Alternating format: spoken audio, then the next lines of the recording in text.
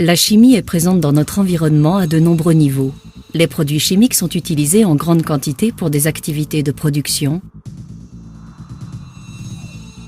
en manipulation,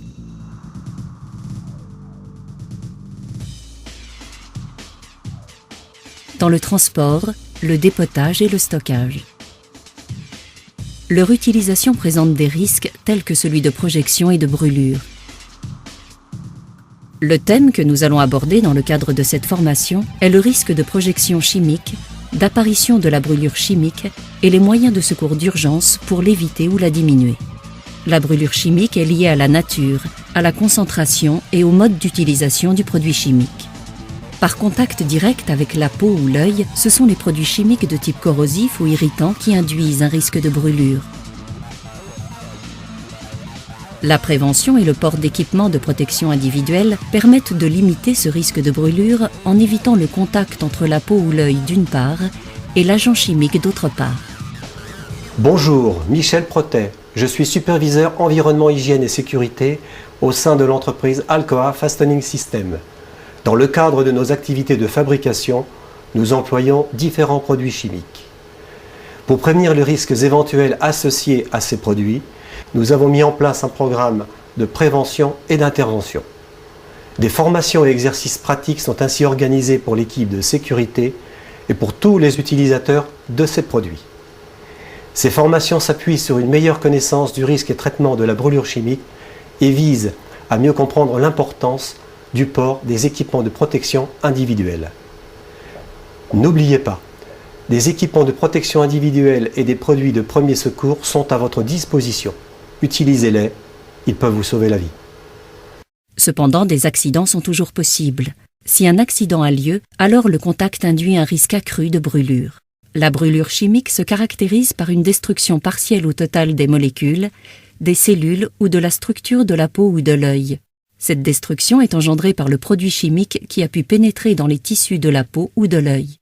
Ce film réalisé sur des cellules d'œil de lapin témoigne du caractère destructeur immédiat d'une soude qui est une base forte même à faible concentration. Ce sont donc les premiers instants qui suivent immédiatement la projection d'un produit chimique sur la peau ou sur l'œil qui vont être déterminants en termes de premier secours. En cas de projection de produits chimiques, la première mesure doit consister en un lavage d'urgence. Grâce au lavage d'urgence, le produit chimique va être dilué, ce qui va le rendre moins agressif. Son pH va être ramené progressivement vers une valeur plus acceptable dans le cas des acides et des bases.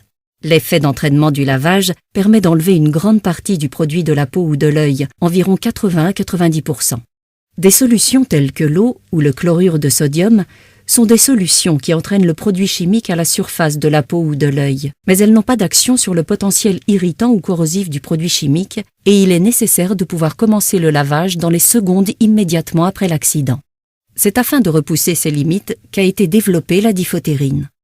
La diphotérine est une solution active et polyvalente spécialement conçue pour la décontamination des projections chimiques. C'est une solution qui conserve l'effet d'entraînement de l'eau, mais c'est aussi une molécule dotée d'une capacité d'absorption permettant de stopper l'agressivité du produit chimique. Elle possède donc une double polyvalence. Elle est active sur les différentes familles de produits chimiques, acides, bases, oxydoréducteurs, solvants, chélateurs, qui sont à l'origine du risque de brûlure chimique. Dans le cas d'une projection par produit basique, soude, ammoniac, la diphotérine va attirer, fixer avec un site acide l'ion basique, l'emprisonner et le rendre inoffensif. De la même façon avec un acide, la diphotérine va attirer avec un site basique l'ion acide pour le fixer, l'emprisonner et le rendre inoffensif. De plus, il s'agit d'une solution hypertonique. Elle empêche également la pénétration du produit chimique dans les tissus.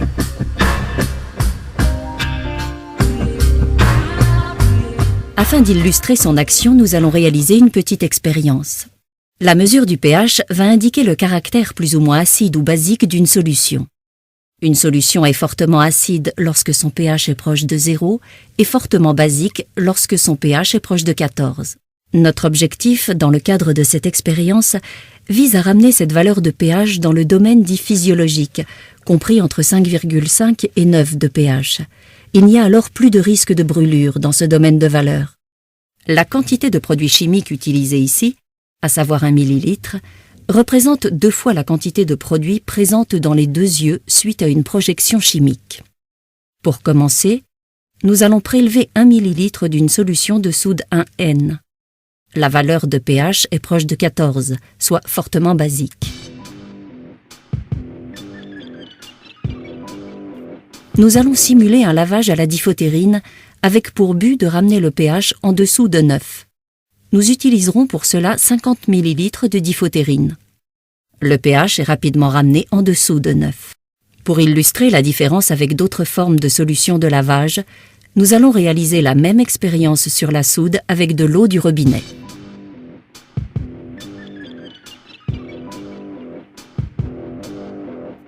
Dans ce cas, la quantité d'eau nécessaire est importante, car l'eau ne permet qu'une dilution du produit chimique.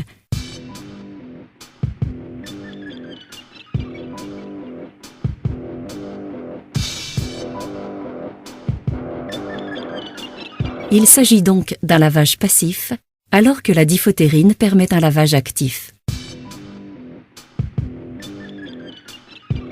Nous allons maintenant procéder à la même expérience, cette fois avec un acide chlorhydrique.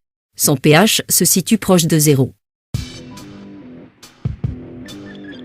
De la même façon que pour la soude, nous constatons que le pH revient très vite avec peu de diphotérine dans le domaine physiologique.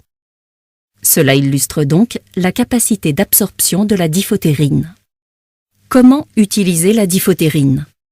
Les conditionnements pour la diphotérine ont été développés dans un souci d'adaptation au type de risque et au type de poste. Ainsi, les conditionnements pour l'œil comme pour la peau existent sous forme fixe, station murale et sous forme portative. Cela offre une meilleure réactivité et permet de répondre aux différents types de risques. La solution diphotérine est toujours la même, peu importe le conditionnement. Le lave-œil individuel stérile a été conçu pour des opérateurs fréquemment en déplacement, comme par exemple les opérateurs de maintenance. Il contient 50 ml de diphotérine pour un lavage d'urgence. Ce conditionnement est prévu pour une mise en œuvre dans les 10 premières secondes après l'accident. Pour des postes de travail plus statiques ou avec des risques accrus, il existe la station murale diphotérine. Développée pour les zones de production ou pour les laboratoires, elle doit être accessible par tous dans la zone à risque. Elle comprend 2 flacons de diphotérine de 500 ml chacun pour un lavage des yeux. Le lavage d'urgence doit intervenir au plus tard dans la première minute après l'accident. En cas de projection de produits chimiques dans l'œil, tournez le bouchon du lave-œil, ouvrez-le et commencez le lavage sur l'œil touché. Il est important de ne pas exercer une pression trop forte du lave-œil sur l'œil afin de permettre le lavage et l'effet d'entraînement. La station est également dotée d'une mini-douche autonome portable pour les projections sur la peau. Celle-ci contient 200 ml de diphotérine sous forme d'aérosol et permet la décontamination du visage, mais peut aussi être utilisée pour le lavage d'un bras ou du torse. Pour des petites projections sur la main ou sur de plus petites surfaces corporelles, a été conçue la micro-DAP. D'une contenance de 100 ml, elle est prévue pour une utilisation en système portatif. Le lavage d'urgence doit intervenir au plus tard dans la première minute après l'accident. La douche autonome portable, d'une contenance de 5 litres, est idéale pour les zones à risque telles que zones de stockage, zones de production, zones de dépotage. Le lavage se fait par jet micronisé et permet de laver l'intégralité d'un corps. Le lavage d'urgence doit intervenir au plus tard dans la première minute après l'accident.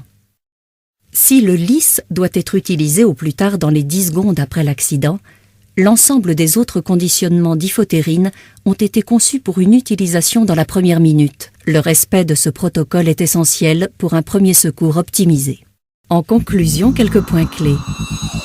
La diphotérine est une solution active et efficace sur l'ensemble des produits chimiques, corrosifs et irritants. Elle a cependant une action limitée sur l'acide fluorhydrique et ses dérivés. Utilisez l'hexafluorine dans ce cas. Elle doit être utilisée le plus rapidement possible après la projection, au plus tard 10 secondes pour le lisse et dans la première minute pour les autres conditionnements. Elle doit être utilisée suivant le protocole proposé et les doses doivent être intégralement utilisées pour une efficacité optimale. Ne retardez jamais un lavage. N'oubliez pas d'obtenir un avis médical.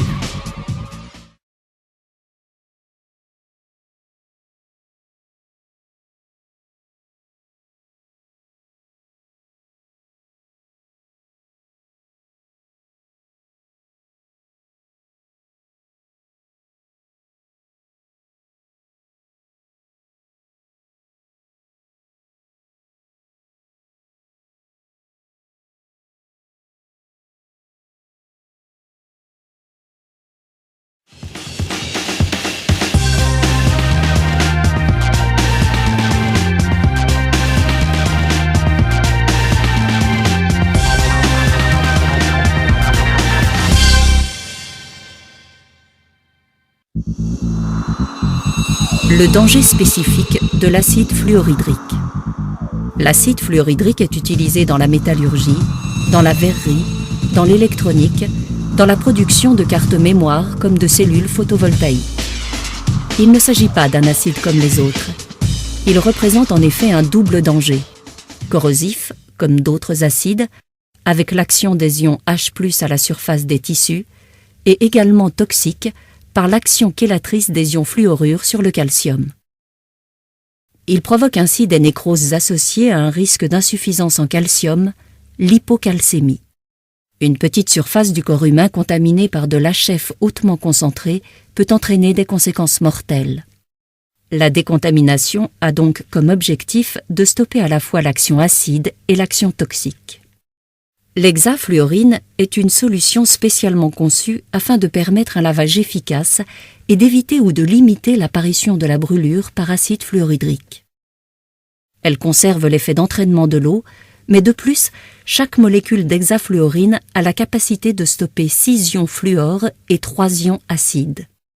Des études récentes ont montré son efficacité en termes de lavage comparativement à l'eau et au gluconate de calcium. Les conditionnements pour l'œil comme pour la peau existent sous forme fixe, station murale, et sous forme portative. Cela offre une meilleure réactivité et permet de répondre aux différents types de risques.